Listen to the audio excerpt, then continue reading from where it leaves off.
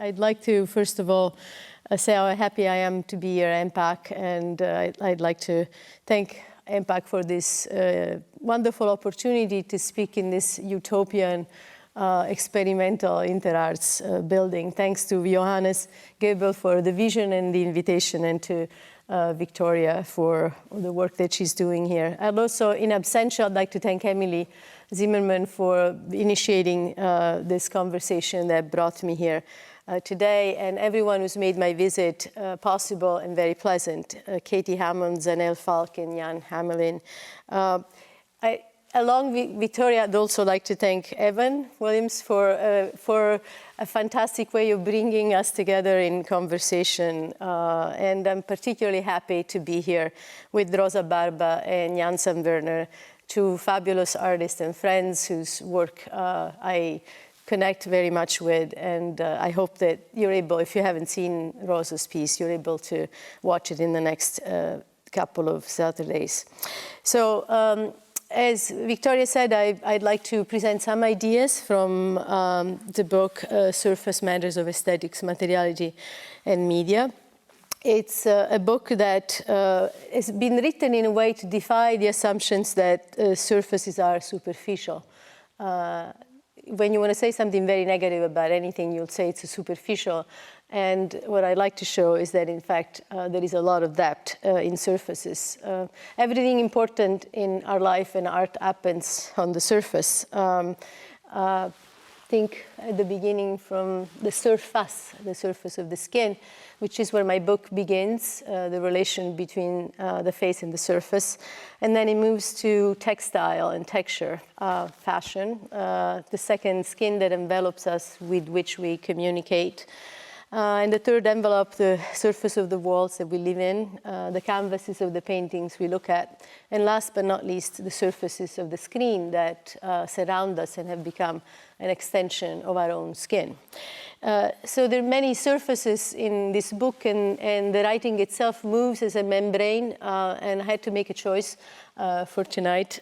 So I will focus in particular on the surface of the screen and the intersection between the space, the light, and the screen. But I'm happy to answer any questions about the larger scope of the book, or anything that you'd be curious to hear about in the conversations. I'm going to start from quoting a passage that's been inspirational to me to speak about the surface of things. And it's an homage to my own country of Italy. So it's a passage from the Epicurean poet and philosopher Lucretius, who wrote the Rerum Natura, on the nature of things. And I quote, "There exist what we call images of things, which, as it were, peeled off from the surfaces of object, fly this way and that through the air.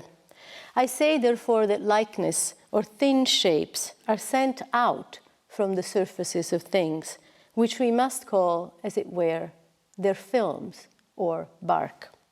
End quote. For Lucretius, the image is a thing. It is configured like a piece of cloth, released as matter that flies out into the air. The Epicurean philosopher and poet suggests to us something important. The material of an image manifests itself on the surface. Lucretius describes the surface of things as something that may flare out, giving forth dazzling shapes.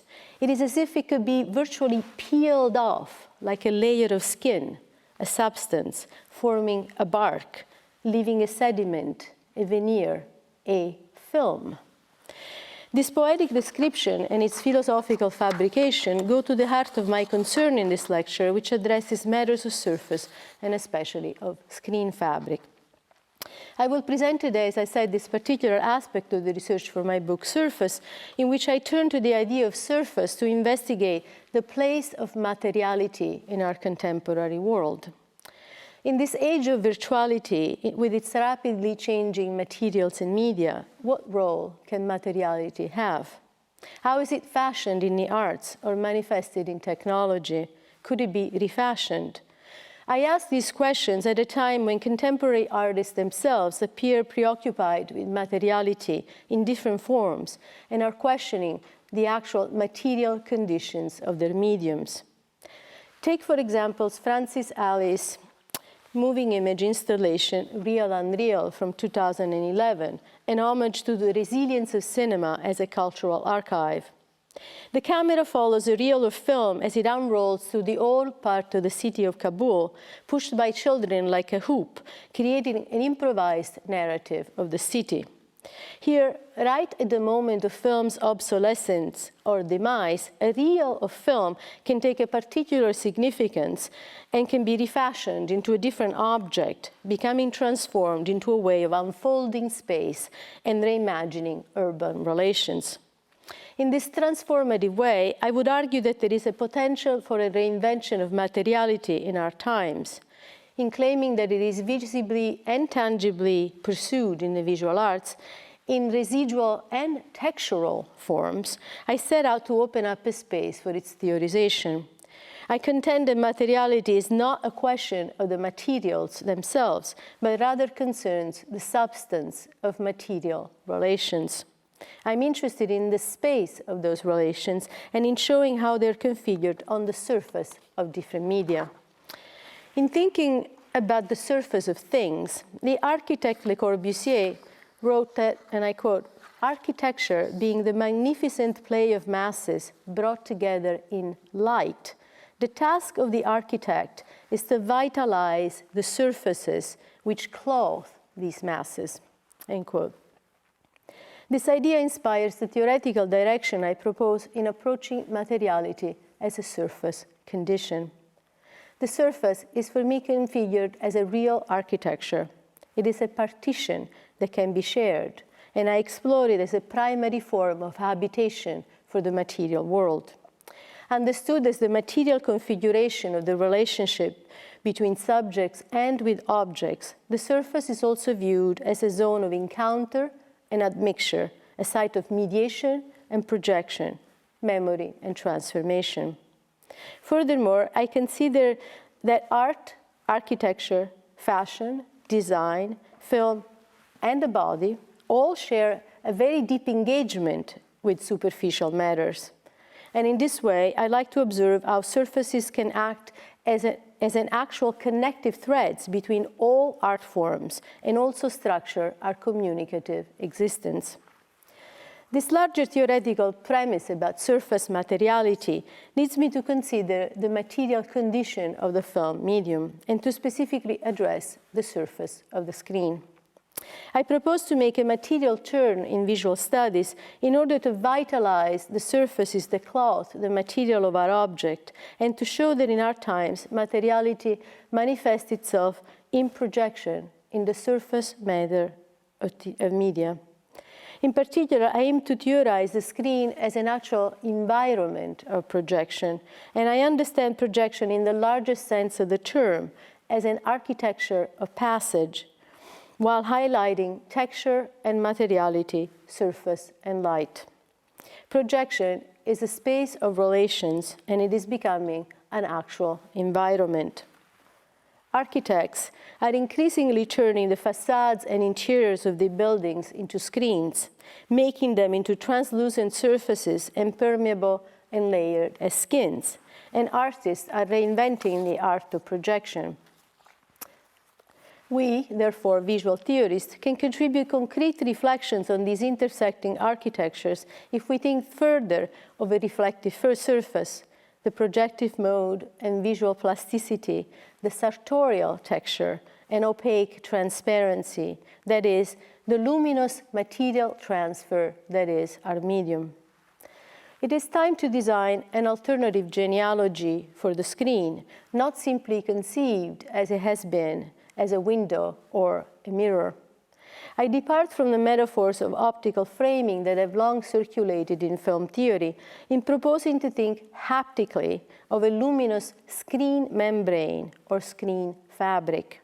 In fashioning the projective space in this way, I mean to emphasize the surface condition, the textural manifestation, and the support of a work, as well as the way in which it is sighted and materialized in space.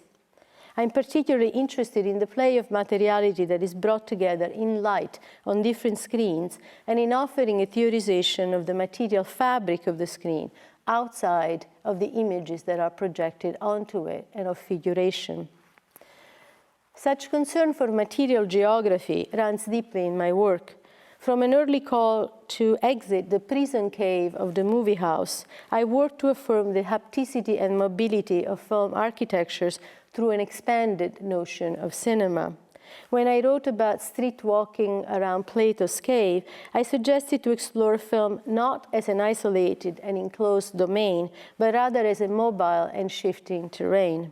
In further mapping the projected space in Atlas of Emotion, Journeys in Art, Architecture, and Film, I've emphasized that the activity of projection includes a psychic interplay and modalities of affect, as well as other social relationships. Screens, in other words, are a moving architecture in which spectators are engaged and participate in constructing what I like to call a public intimacy. In other words, screens are spatial formations that are relational.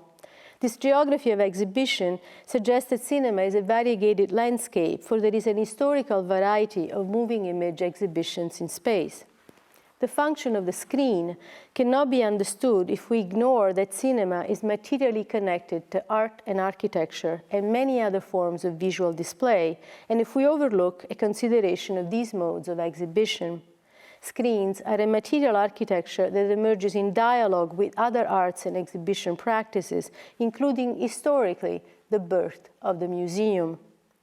The public museum was in fact configured in its modern form in the very same age of visual display that gave rise to the cinema. They were both, in a sense, came together at the end of the 19th century at the height of modernity. The museum shares with film a surface of communication, which is the visual theatrical architecture of spectatorship. The cultural function of the cinema and the museum evolved in conjunction with the visual arts and in interaction with surfaces and volumes. To recognize this relationship of art to film is particularly relevant in any attempt to address contemporary culture. When we approach the visual architecture of our times, we confront a hybrid and shifting landscape. Modes of reception in the visual arts and media are becoming more and more fluid and increasingly mobile. The exhibition of film images has definitely exited the space of the movie house. Screens have multiplied, and different forms of viewership spaces and locales have emerged. As moving images have migrated, they have established a very solid presence in the light space of the art gallery and the museum. As a result, film itineraries have become increasingly linked to museum walks. This migration of screens has strengthened the relationship between art, architecture, and moving images. The architectural wall and the gallery wall are not only becoming more like light spaces, they're at times even turning into literal screen surfaces. It is therefore crucial that we consider the geography of mobility of art exhibition and engage closely in matters of surface and screen space by making a material turn in visual theorization. So now, in order to address the projective space less theoretically and more concretely, I will turn to a specific aspect of material culture and tackle specifically the material history of the screen. We will look together at the emergence of the screen as a medium and also outline an experimental theorization of the screen, its architectural surface, to construct a different materiality for screen surface. The excursus that follows and the rest of the lecture begins with a work of media archaeology, unearthing the history of the material act of screening, and then links avant-garde experiments in screening to our contemporary mobile forms of art exhibition. I will link pre-filmic to post-filmic conditions and conclude with contemporary moving image installation art to give you a sense of the whole arc of the book and further highlight the shifting history of the screen surface, the textural quality and hybridity of the projective space. So in developing the notion that the screen is an architecture and in turn creates an environment, I want to engage the actual form of the material history of the screen, for it displays aspects of a cultural history. The history of the screen is inscribed in what the philosopher Jacques Rancière calls the surface of design, and it is written into the interesting and actually morphing etymology of the word screen. The origin of the term screen points to a great variety of mediums, surfaces, and types of screenings, all, however, emerging from the actual world of architecture. The word screen first appeared during the early Renaissance from an actual late Middle Age term screen. There was a Germanic root that carried on in the English screen, in the French écran, in the Italian schermo. So it's the actual same root that traveled around several languages. And it usually meant a floor-standing piece of furniture consisting of a sheet of lighter, translucent material. It could be paper, sometimes some kind of fabric, stretched on a wooden frame or series of connected folding frames. It's interesting that this architectural notion existed for many centuries until the 19th century, when this notion of the screen was interestingly expanded. It began to encompass a surface of projection. Joining architecture to pre-cinematic media, the term screen arrived at defining a plane for the transmission of luminous images. Significantly, in the Century Dictionary and Encyclopedia, published in 1899, the screen is still defined first architecturally as a, and I quote, a covered framework, a partition, or a curtain, as in a fire screen, a folding screen, a window screen. But then, at the end, the description includes the kind of observational veiling of space, which is, quote, a screen upon which images can be cast by a magic lantern, end quote.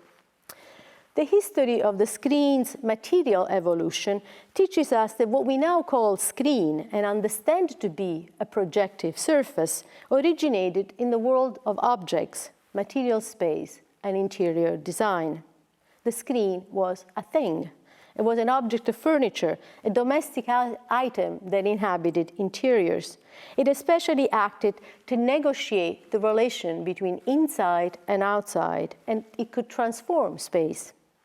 When deployed to divide space in a house, a screen mediated between public and private forms of habitation and zones of habitation, and could create privacy and intimacy.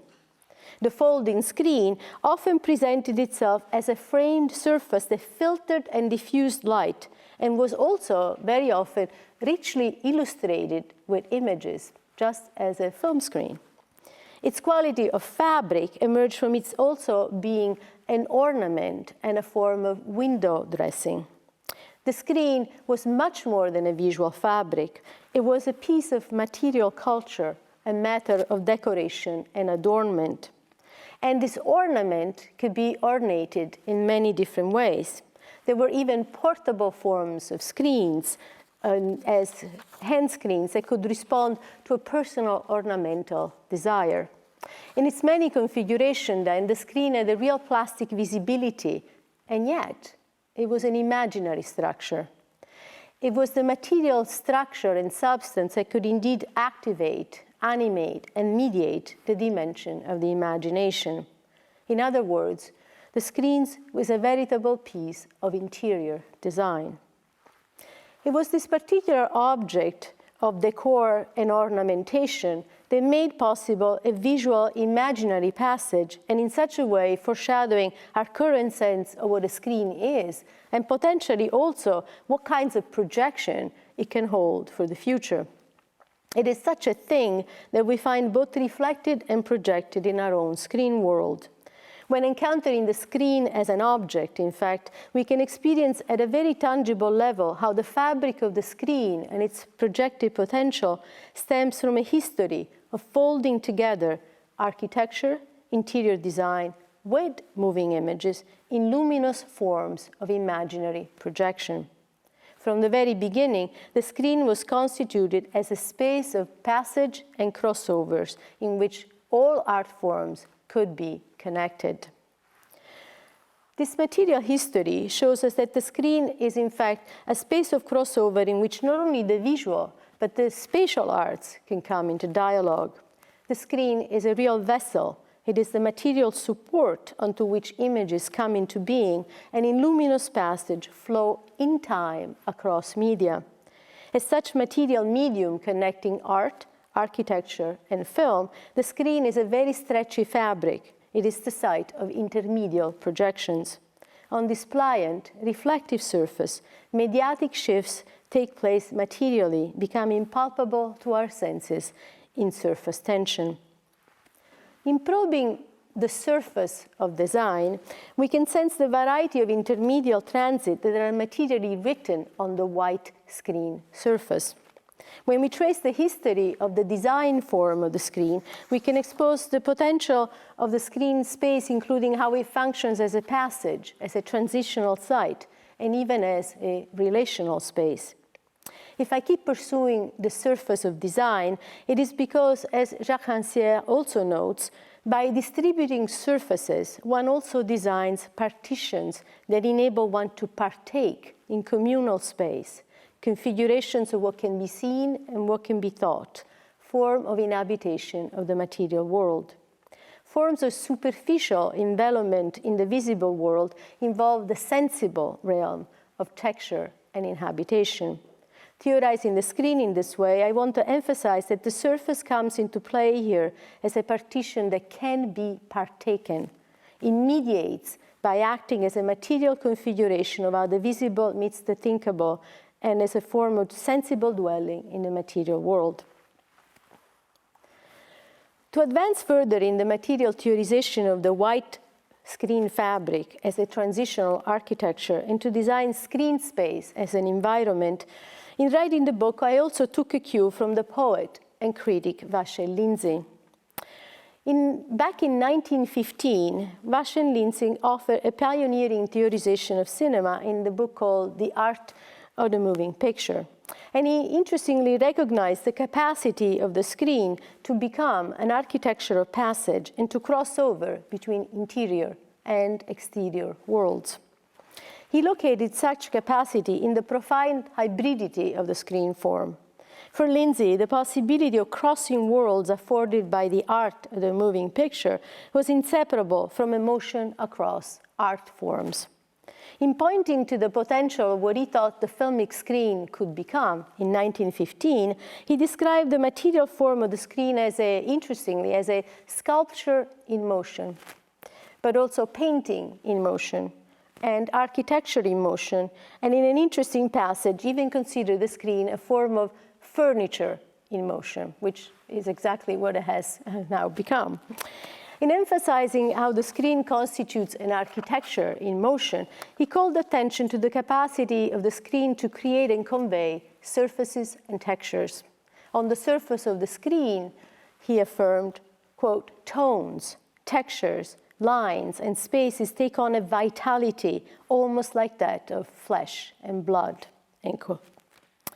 A few years later, the tensile hybridity of the screen as a form of projection came to be theorized and practiced in the work of Laszlo Moholy-Nagy. A transdisciplinary artist who pursued his ideas in mediums that extended all the way from painting to photography to design, Moholy-Nagy considered light to be the material connection between all media. His kinetic sculpture, Light Space Modulator, which you see here, which is actually looks like a film projector and was made in a film in 1930, explored light itself as an architecture in moving projected form. For this artist, light was not only a space per se, but something that could transform, actually modulate sites as a tangible material form projection. In his book, Painting, Photography, Film, published in 1925, Moholy-Nagy articulated the spatial modulation theoretically. Here, light becomes the connective thread between film, photography, and painting, insofar as it is an essential material condition of viewing. As you see here in a painting about the origin of painting in 1793, in a way, the screen was invented at the very origin of painting, or vice versa. So there's a kind of form of projection that comes from the light that projects a figure onto the wall, as if it was an actual screen, way before cinema itself invented projection. So the origin of film is much related to the idea of light appearing as a sensitive material in painting to activate a sense of vision in motion and a casting of materiality, way before this was possible and acted chemically in the age of mechanical reproducibility. In this way, thinking about painting, photography, and film, Moholy-Nagy connected together painting with pigment to light display projected. He theorized luminosity across all media and texturally related what he liked to call the material pigment with the material light. Speaking with painting about painting with light, in the 1936 wonderful essay, Light Architecture, Moholy-Nagy further interweaved painting, film, and architecture together, proposing to transform bidimensionality into a plastic luminous plane with a form of projection that could haptically animate all media surfaces. Different textures, he thought, could be created with different kinds of materials that responded to projected light in such a way that the surfaces could be actually animated, change, and morph. Moholy-Nagy makes painting, architecture, and film into surfaces of movement and potential transformation by emphasizing the quality of texture, the textural, as a quality in media that can capture luminous spectrums. This haptic discourse of luminous materialities involves a pioneering theorization of the screen and of the activity of projection. Unlike most artists or theorists, Moholy-Nagy devotes significant conceptual thinking to the architecture of the screen. Recognizing the powerful presence of the screen as a material surface, he considers it an actual material in itself, an entity that should be looked at not simply in relation to figuration or the images projected onto it. In this sense, the screen is a space and should be architected itself creatively. In a chapter of painting, photography, film, significantly titled Simultaneous or Poly-Cinema, Moholy-Nagy suggested the screen should be configured in different forms and made into diverse planes and shapes.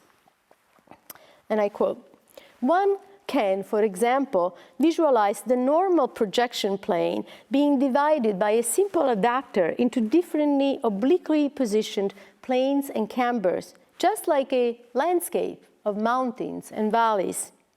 Another suggestion, he says, for changing the projection screen could be one in the shape of a segment of a sphere instead of the present rectangular one. More than one film, he says, could be played on this projection screen, and they would not be projected onto a fixed spot, but would range continually from left to right and left, up and down.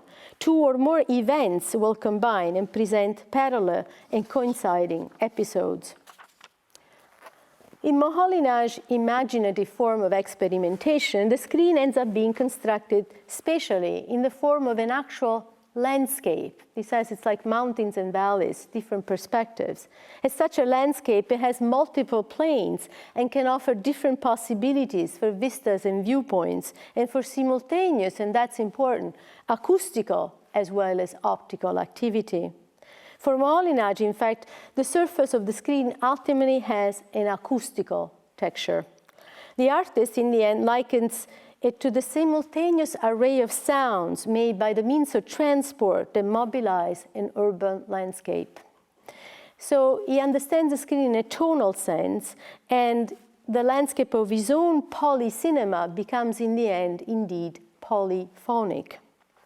Conceived as a polyphonic landscape, this screen is not a single geometry. For the artist champions different kinds of multiple projections. He imagines screening a sequence of pictures simultaneously and I quote, projecting extra prints of the same running film script onto the screen through projections that could stand next to one another, end quote. This multiple screen is, even back in 1925, a very tensile surface. It is a membrane that can enable simultaneity, parallelism, and polyphonic combination of heterogeneous events and situations.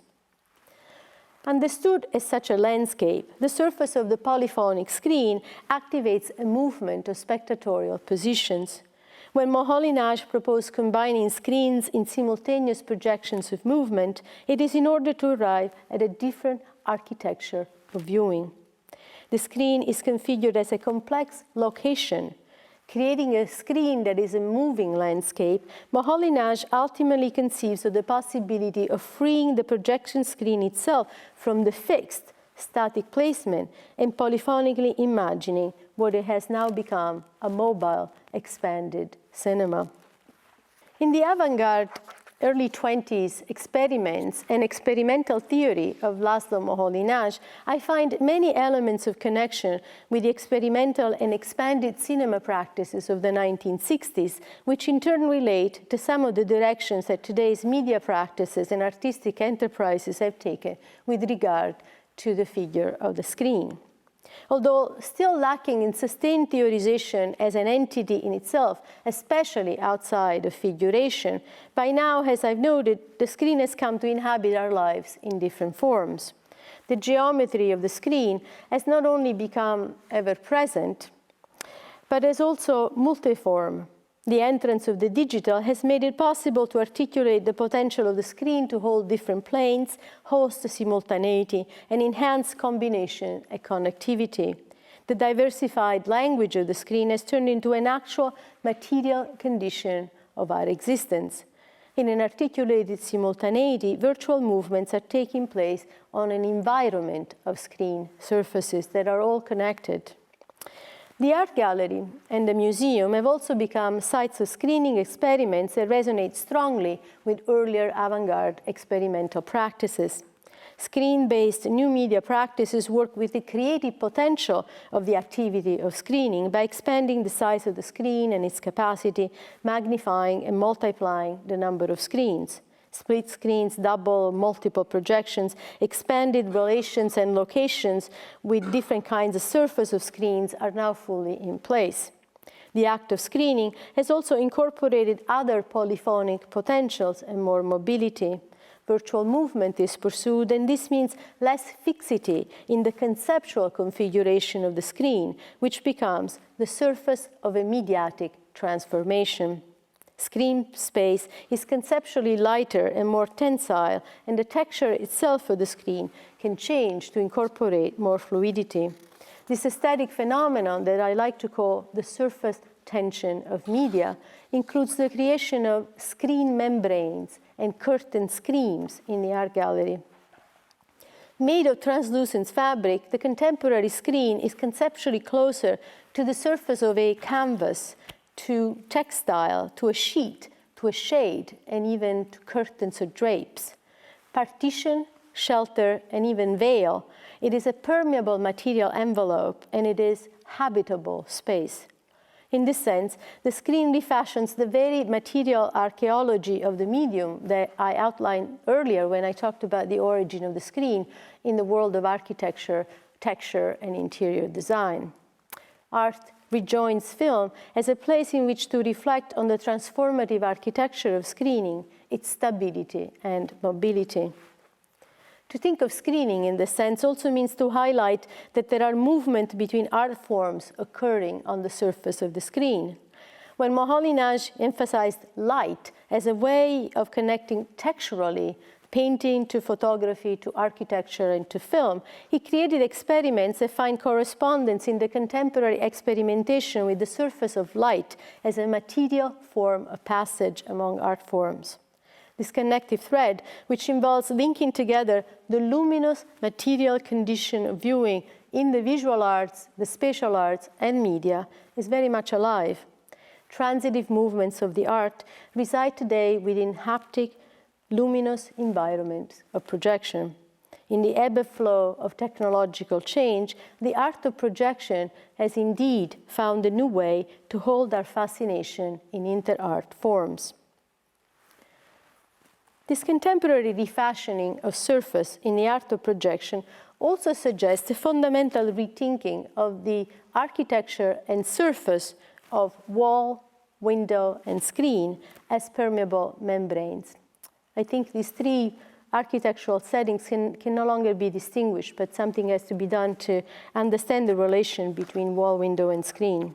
So in order to do so, I want to offer you an actual example from the book Many Treatments of the Surface Tension of Media in Our Times. And for its architectural interest, since I was in a campus that has an architecture school here, I want to focus on the work of Krzysztof Burchko, an artist who's also a colleague of mine at Harvard, who makes luminous use of visual technology in new media and public art.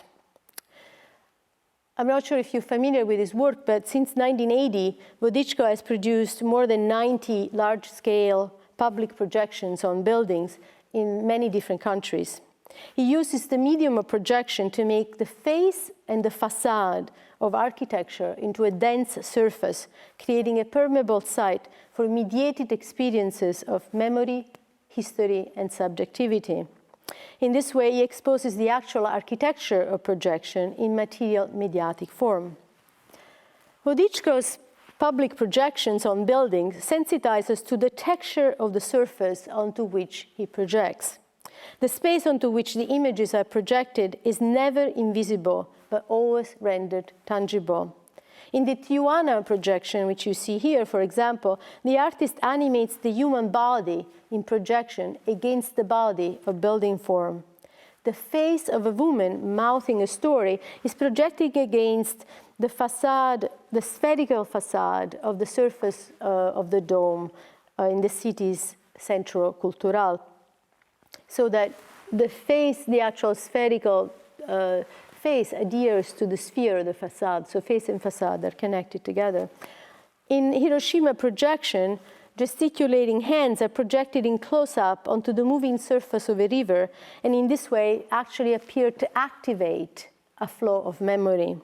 In this work, the moving image is carved out onto the material surface of the architecture that supports it, animates it, and moves it. As a form of mediation, the architectural surface acts for Burchko as a partition. That is, it actually functions as a veritable screen. Guests, an installation from 2009, makes this even more evident. When you walked into the dark space of the Venice Biennale pavilion, you thought you were seeing 8 windows scattered on the walls and looking up one skylight. But these walls didn't have any openings. These frames were not carved in stone. The windows are projections. They're screens onto which we can catch glimpses of the life of immigrants, the guests of the country we're in. If you see something from 2005 was similarly structured, the surface of these imaginary windowed architectures functions as an elaborate form of mediation, for these luminous screens provide access to the personal narrative of citizens who are invisible. It is significant that the migrants are never seen or even never heard clearly through the projections. They appeared as shadows through the light, silhouettes in a digital shadow theater. So the interrelation between visibility and invisibility in society is concretely politically materialized here, uncovered on the non-existent panes of glass windows that are dressed as screens. As we look closely at these walls, which act as windows but are in fact screens, we can actually really perceive the texture of the screen surface. In order to see, we must navigate through a surface that is visually configured as a white, dense material and texture. A milky texture substance appears to our senses, and acted as a cover for these window walls, it mediates the relationship between seer and seen. In this sense, we perceive the actual materiality of projection, which is digitally configured to approach the surface and the fabric of the screen. Closer to a veil or to a curtain than to a transparent pane of glass, so not a window and not a mirror, this surface is an actual visual tissue, and it shows the visual tissue and fabric of projection. Thus, it is not only the function, but also the consistency of these window walls that is closely related to the actual fabric of the screen. Through textual manifestation, we can perceive the support of the image and its representational medium.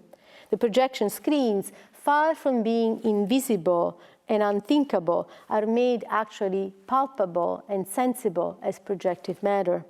And thus, as we try to make out the foggy figures of the displaced immigrants and hear their story through muffled sound, we can experience the mediatic quality of the screen, not only as a veiled, but also as a veiling surface. If you see something and guess, display the actual analytic material of projection, and because this surface is made physically present, it shows a pellicular quality. In these installations, screens actually act as membranes. As the figures of the immigrants move in and out in a blur, the contours come in and out of focus, becoming more consistent as they approach the limit of the screen. The effect makes the screen actually feel like a tissue, a fabric, a permeable thin sheet, so things move in and out. Burchko plays ironically sometimes with the permeable materiality, as he even shows people that try to desperately clean this window panes to show themselves clearly to this impossible fabric of the screen. Rain falls often and further blurs and veils the surface. Some visitors to the installation come up to the site of projection as if wishing that the space could extend or even stretch as if it were a membrane. In turn, the migrants act as if the partition could bend or warp to create a passage, as if it could be visually traversed, really like a veil. They push their body up to the surface and hold up hands, pictures, and objects, as if wishing to push them through a layer of tissue. In many ways, the screen is here conceived as elastic, flexible, and pliant. Surface tension occurs here. This membrane is an actual screen, also in the sense that it is a real partition.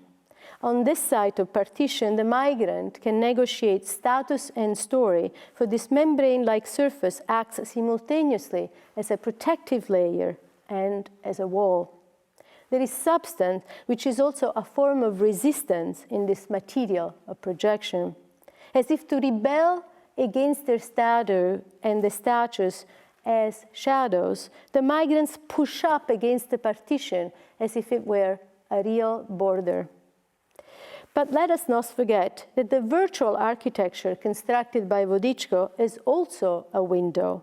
That is the kind of architecture in which positions and partitions between inside and outside can be mediated. In this capacity as an aperture, the reliant and resilient surface does not merely divide, but also enables a passage, and finally can become a potential social crossing of borders. Possibilities of openings and a hope of exchange can be cited on this composite, tensile, permeable screen surface that acts as a membrane. Recalling the long experimental history of light and space installations, the projected passage refashions the actual form of surface tension that occurs on a film screen. Coded in the material fabric of projection, this is a space of traversal that includes spectatorial positions. As a visitor to this space, one is never safely positioned on the other side of the screen, but we always rather stand on a border. For in order to perceive, we must cross over and project ourselves across the threshold. The fabric of the screen is so absorbent that it can absorb the viewer too in surface tension. To look is to feel this tension, challenging who and what is inside and outside. One cannot simply stare at a surface. The tension of the sensile surface forces one to become engaged, to the point of wishing that borders can be crossed and contact might be made across the membrane, across the fabric of the screen. Not only a site of critical distance, this kind of screen is both resistant and embracing because it holds affects in its fabric. The porous membrane enables the passage of empathy, which of course itself is a form of projection. In staging an epidermic form of exchange, the surface membrane mediates potential for relatedness that is inscribed in filmic projection. And so the memory of film comes to the surface in art installation form, embodied in digital space. The indexical quality of celluloid may no longer be with us, but this new pellicular membrane is just as effectively tensile. The digital holds us in deeply articulated surface tension. Rather than flat dimensionality, a dimension of volume, texture, and depth, and different forms of materiality continues to emerge on the surface of the screen in moving image installations. The sense of material substance is conveyed not only on the screen, but also in the spaces of projection. The immaterial consistency proper to light and air particles permeates these aesthetic spaces. The atmosphere of projection is thick indeed. It is dense with moody, luminous particles dancing in space, imbued with an air of cloudy, permeable palpability. Projection was indeed always an environment, and it is becoming even more of an atmosphere. Screen space is a site haunted by the perturbation of surfaces.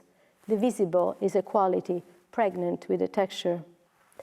To fully sense this textual matter, think again of where we started with the material history of the screen and of the surface of the screen design in history.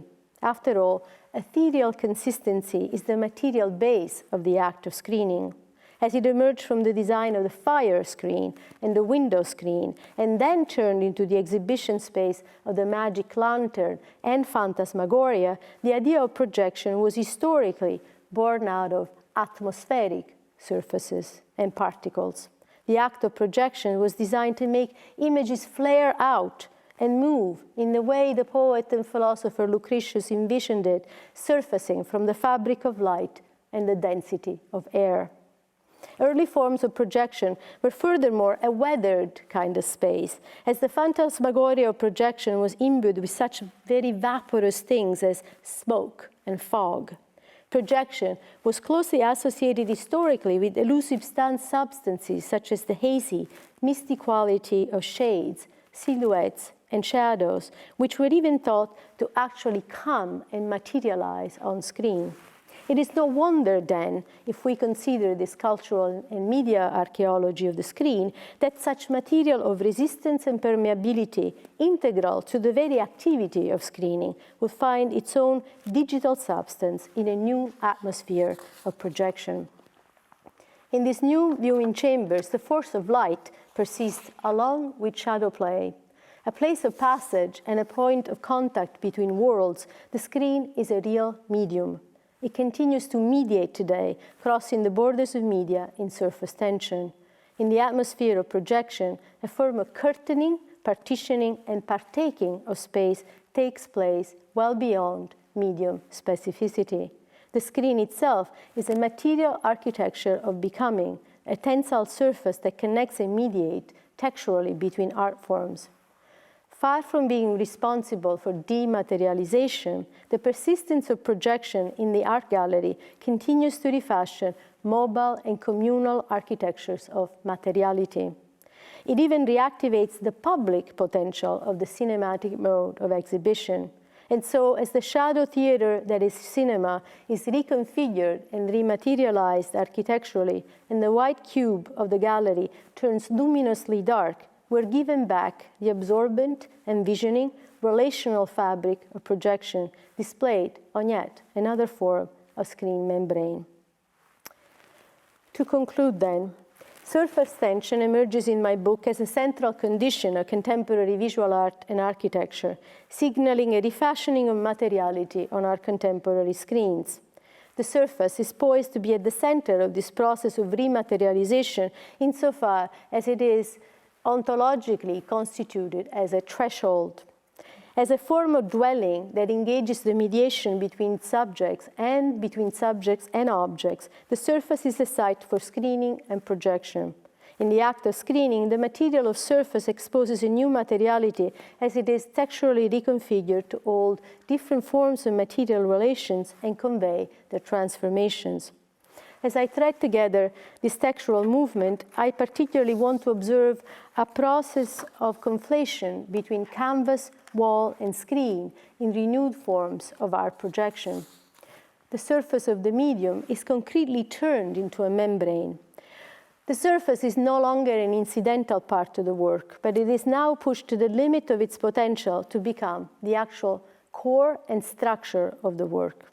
In most of the artworks that I consider in the book, a reinterpretation of ornament and texture engages a new form of hapticity and structure.